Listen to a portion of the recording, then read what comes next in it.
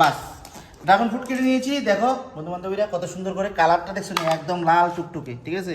আর এটা এটা একটু মানে এই জায়গাটা না ভারী না, এদিকে এটা একটু ফালাই দিচ্ছি, ঠিক আছে।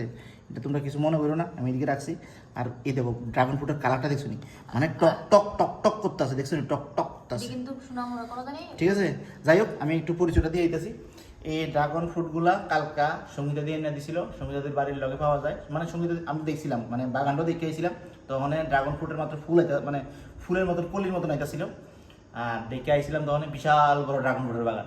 তো মনে খুব ইচ্ছা ছিল যে এই বাগানের ড্রাগন খাওয়ানোর খুব ইচ্ছা ছিল। কালকা সঙ্গীতাদের কইছি, সঙ্গীতাদের এই বাইকে জুড়াইছে বা আইনা দিছে, ঠিক আছে। সঙ্গীতা দিরে তার জন্য অনেক অনেক ধন্যবাদ। সঙ্গীতা দিরে অসংখ্য ধন্যবাদ, কত কষ্ট করে রান্না দিয়ে অনেক কষ্ট করে এনে দিছে, ঠিক আছে। তো যাই হোক বউরা আমি একটা খাওয়াই দিই, ঠিক আছে না।